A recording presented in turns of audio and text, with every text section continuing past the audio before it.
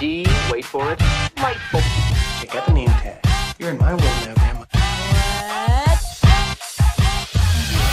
Disney's cult classic series Gargoyles recently marked its 25th anniversary and is beginning to find a whole new audience on the Disney Plus streaming service.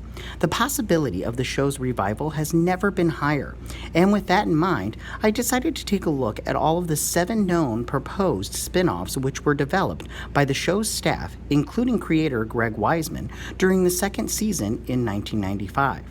According to Weisman, the pitches were conceived after Michael Eisner decided against buying the then financially troubled Marvel Comics, and to instead turn Gargoyles into a universe to rival them and DC Comics. The CEO encouraged the creation of the season's many backdoor pilots, and while none of them were picked up as a result of Disney's purchase of ABC, many concepts resurfaced in SLG Publishing's short-lived comics revival.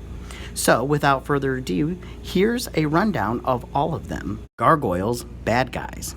The sole idea to be turned into its own comic at SLG, Gargoyles, Bad Guys, saw several reformed villains being recruited into an international peacekeeping team known as the Redemption Squad. The team consisted of the hunter Robin Canmore, and the former pack member Dingo and his AI armor Matrix, the Japanese gargoyle Yama, and the mutate Fang.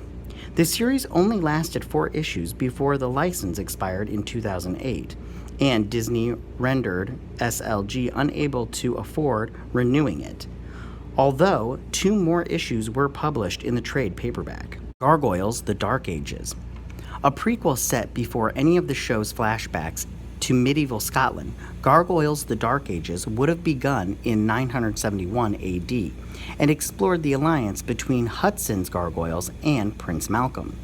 Weisman intended to overcome the issue of 10th century gargoyles not having names by giving the characters internal code names for the staff to use, or to have Prince Malcolm give names to each of his warriors, names that the gargoyles would ignore, but were still helpful to the audience. The show was pitched to CBS, and Weisman mulled making it the next comic book after Bad Guys. The New Olympians.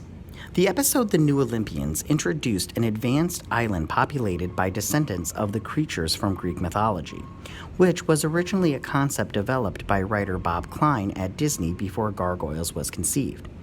The retrofitted spin-off would have depicted New Olympus's leadership finally revealing themselves to the rest of the world after the young, idealistic Sphinx rescues the human castaway Terry Chung. Their burgeoning romance alarms members of both their species, while a faction of New Olympians tries to bring back the days humanity worshipped their ancestors as gods. David Xanatos and a clan of gargoyles on New Olympus would have also made their presence known over the course of the series. Pendragon. A continuation of the episode of the same name, Pendragon was meant to follow King Arthur and the London gargoyle Griff on their quest to find Merlin. Some of the plans for the series were folded into SLG's main Gargoyles comic, where Hudson, Lexington, and Macbeth reunite with Arthur and Griff to stop the Illuminati from stealing the Stone of Destiny. It would have delved further into the Illuminati, revealing the integral role Sir Percival and the Holy Grail had in its founding. And Weisman heavily hinted it would introduce more surviving Arthurian characters like Morgana Le Fay, Nimue, and the Green Knight, and possibly even the Questing Beast. Unlike the previous concepts, which generated artwork shown regularly at conventions, this was only pitched verbally. Gargoyles 2198.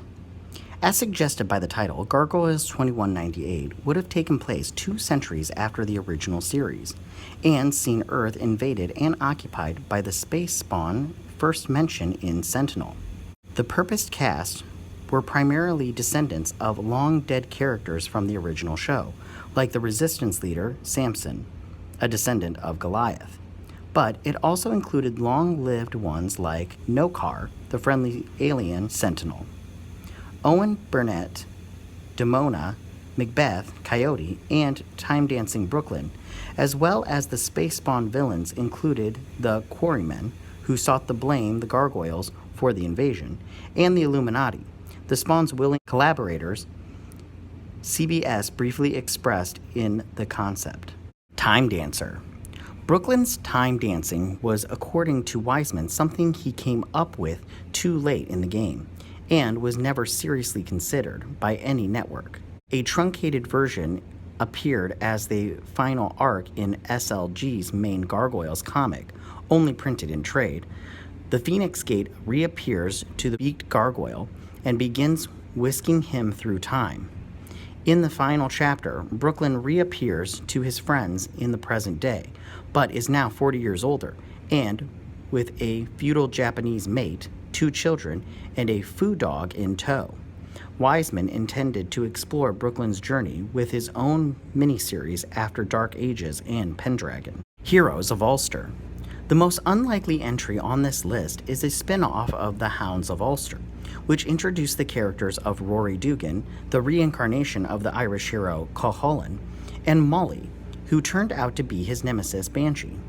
Weisman has only said he had further plans for Molly and Rory as a couple, which he compared to moonlighting, while also admitting the notion of their own show didn't seem viable.